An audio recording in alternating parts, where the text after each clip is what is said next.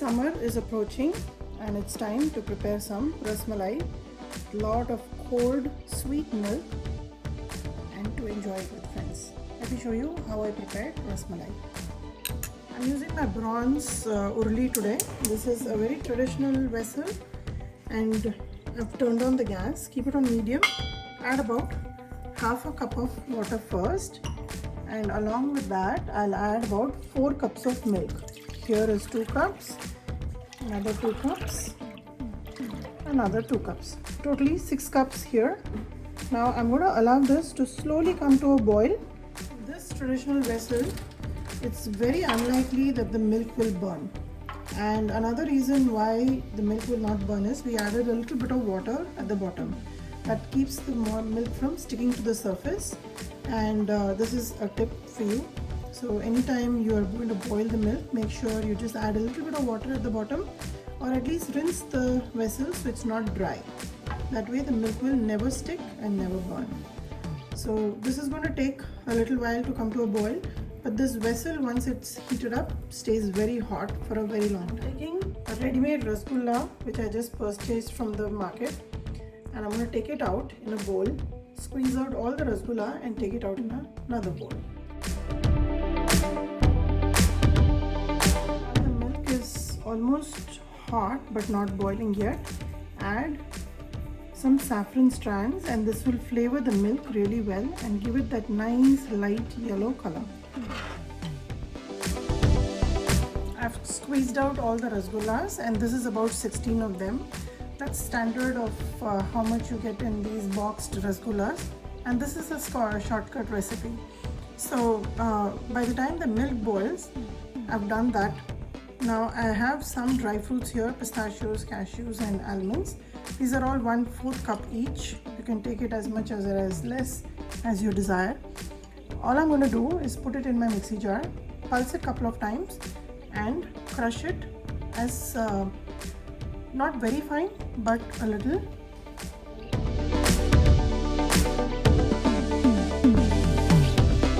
As the milk continues to boil and reduce, I've powdered the dry fruits that I took. Now I've reserved a little bit for garnish, but I'm adding the rest of them with the milk so that it helps to thicken the milk as well as flavor it. And just make sure the flame is not on medium, it should be on medium low, and let it just boil.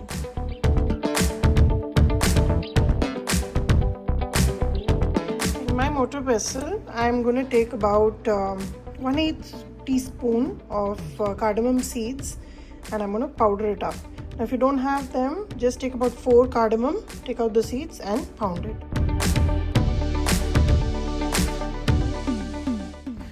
The milk has been boiling for a good 20 minutes now. I don't want to evaporate too much of the milk because the rasgulla otherwise will become very dry. There will be very less liquid left, and that's not how the texture is. Now here, I think almost 1 cup of milk would have easily evaporated by now. I'm adding 1 cup of sugar.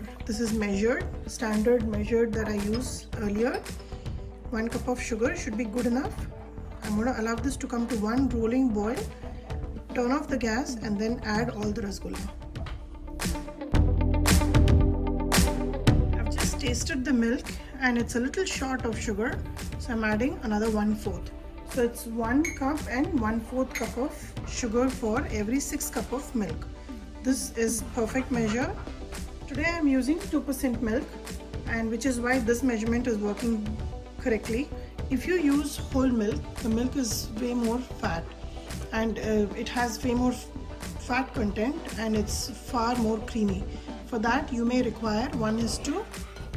For 6 cups of whole milk you may require almost 1.5 cups of sugar. So make sure to see what kind of milk you use before you add the sugar. 2% milk is thinner, so it requires less amount of sugar. So just keep that in mind. The milk has come to a rolling boil after adding the sugar. Now turn off the gas. It's very important. Don't do this with gas on, because as you know, rasgulla is made with milk, which is actually, and we spoil the milk by using some acid like vinegar or lemon juice. So if you add that to boiling milk, there are chances that the milk can curdle. So make sure you turn off the gas, add all the rasgulla, and now just let it soak. The rasgulla will absorb all the sugar added milk, and when it soaks, I'll show you what is the next step. Along with this, I'm also going to add the cardamom seed powder which we pounded. So make sure you mix it so it doesn't clump up in one space. And this rasmalai is ready to soak. Chill it completely before you serve them. But I'm going to let it sit for about an hour before I add the garnish. Rasmalai is nice and cold. Serve it up with a few more dry fruits drizzled on top and enjoy it with your friends and family. You can see how the rasgulla has nicely soaked the milk and it's almost submerging. And this is a perfect dessert. It took me only about 30 minutes to prepare, and then it's all about just cooling it down in the refrigerator and then serving it up to enjoy with your guest. So give this recipe a try, like and subscribe my channel, and let me know how rasmalai turned out for you.